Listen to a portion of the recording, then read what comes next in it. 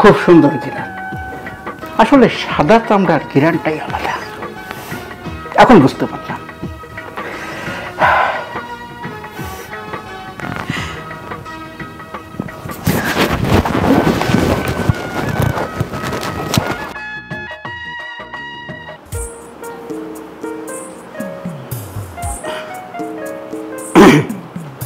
কি অবস্থা মুকুল?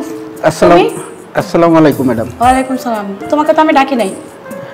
আমাকে আপনি ডাকেন নাই সেটা ঠিক আছে, কিন্তু আমি একটা জরুরি কাজে এসেই পড়লাম। কি জরুরি কাজ বলো, তাড়াতাড়ি বলো। দেখেন তো, এটা আপনার কিনা?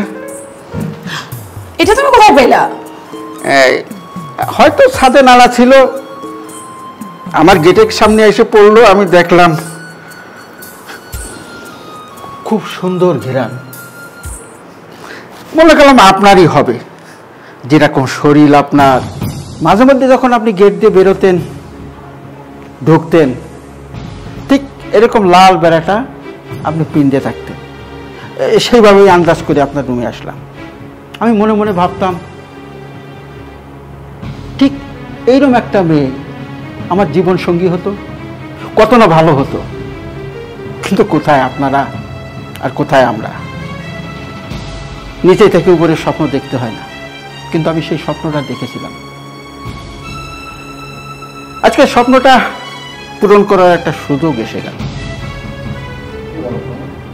এই বেড়াটা আর আপনার বয়ফ্রেন্ড। মুকুল, কি বলতে চাও তুমি? বোঝেন নাই কি বলতে চাই? আপনার বয়ফ্রেন্ড যখন প্রতিদিন সন্ধ্যার সময় আপনার ঘরে ঢোকে, আমার খুব খারাপ লাগে। একটা অপরিচিত লোক ঘরের ভিতরে ঢুকছে, সাহেব রয়েছে বিদেশে। কাজটা আমার ব্যাপারটা আমার ভালো লাগেনি। ওর নাম, ঠিকানা, ওর মোবাইল নাম্বার সব কিন্তু আমি উঠিয়ে রেখেছি। আমি ভেবেছি স্যার যেহেতু বিদেশে থাকে, স্যার আসলে আমি ব্যাপারটা জানাবো। আপনি যেটা করেছেন সেই ব্যাপারটা আমার জানানি উচিত। আজকে মনে করলাম আমি এই ব্যাপারটা জানাবো না, যদি আপনি আমার আশাটা পূরণ করেন। তাই আমি বলছিলাম, তোমার আর তোমার বয়ফ্রেন্ডের ব্যাপারটা জানার আগে, মানে আমি যদি বলে দিই তাহলে তো জানবে। আমি যদি না বলি আর আমার কথা যদি তুমি শোনো, তাহলে মামলা ডিসমিস। আপনি এত খারাপ। খারাপের দেখছেন কি? দেখেন, এটার ঘেরানটা সুখে আমার মনে একটা খায়ের জাগছে, যে এই ঘেরানটা যদি এত সুন্দর হতে পারে, তার পুরা শরীরের ঘেরানটা কত সুন্দর, কত না মধুর হতে পারে। আপনি না করবেন না। আপনি যদি না করেন তাহলে আপনি আর আপনার বয়ফ্রেন্ডের সঙ্গে যে মিলামিশা হয়েছে, যে সম্পর্ক হয়েছে এতদিন, সব আমি সাহেবের কাছে জানাই দেব। হয়তো সাহেব কিছুদিনের ভিতরে বাড়ি তো আসবেই। আর যদি না চান, জানবে না কেউ, কিচ্ছু জানবে না। আমি গ্যারান্টি দিয়ে বলছি, আমি একটু সময় কাটাবো, যে সময়টা আপনার বয়ফ্রেন্ড আপনার সঙ্গে কাটায়, এই সুযোগটা করে দিবেন। যা যা আপনার উপর দিয়ে হয়েছে, যা যা আপনি করেছেন, কেউ কিছু জানতে পারবে না। মুখ বন্ধ করে রাখবো।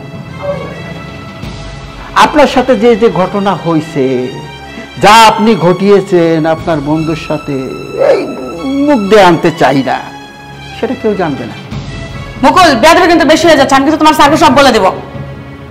ভালো কথা, এই তো আরো সুযোগ আপনি তৈরি করে দিলেন। আপনি বলবেন আর আমি বলবো। যখন আমি বলবো এই কথাটা যে আপনি কি কি করেছেন, আপনার এই সুন্দর মুখটা দেখাতে পারবেন সাহেবকে? পারবেন না।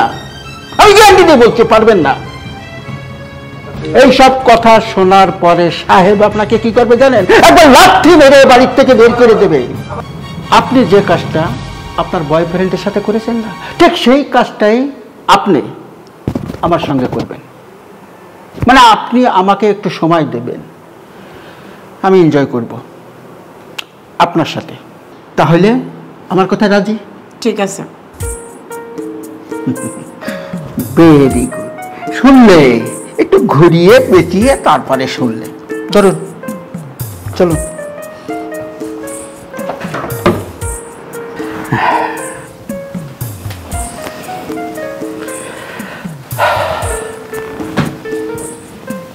কত সুন্দর রুম।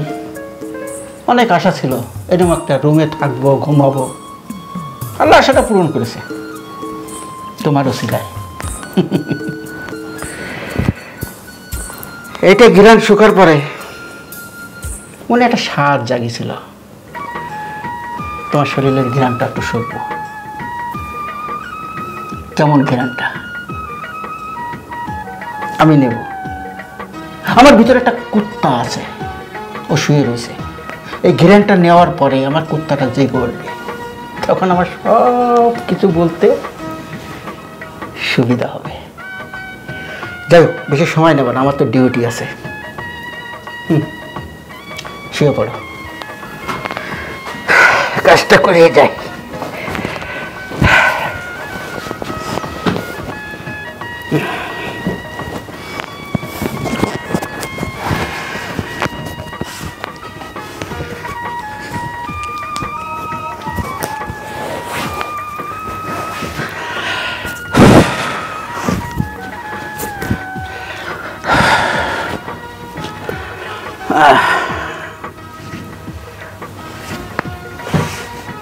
পাউটা টান টান করো।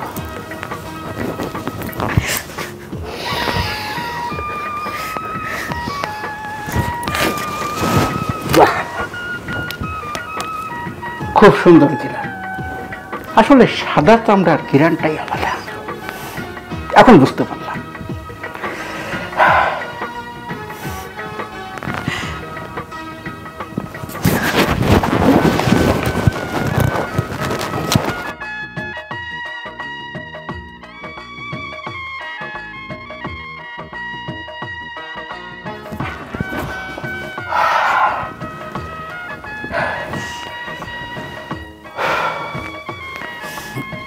খুব তৃপ্তি পেলাম। আমার বাপের জন্ম এরকম তৃপ্তি পাইনি। ওই যে ঘুমানো, যে কুকুরটা ঘুমাইছিল সেটা যখন জেগে ওঠে, ওই কুকুরের ঘাউ ঘাউতে তৃপ্তিটা দেয়। আপনি আসলে একটা কুকুরে। শোনো, রাগ করো না। তুমি তোমার বয়ফ্রেন্ডের সাথে যেটা যেটা করেছো, এখন থেকে সেটা মনে করে আমি ডিলাইট করে দিলাম, আর কেউ জানতে পারবে না। তোমারও ভালো হলো, আমারও কাজ হলো। এই ব্যাপারটা যা তোমার সাথে আমার সাথে হয়েছে, তোমার স্বামীকে যদি কোনোভাবে ছলে বলে কৌশলে বলার চেষ্টা করো, তোমার পরিণাম কি হবে সেটা তো তুমি বুঝতে পারছো। তোমার এই ব্যাপারটা যখন জেনে যাবে, তখন তোমার পরিণাম হবে জাহান্নাম। আমার পরিণাম কি হবে? হয়তো আমার চাকরিটা এখান থেকে চলে যাবে, তার বেশি কিছু না। আর যদি না বলো, তাতে তুমিও ভালো, আমিও ভালো। চলি।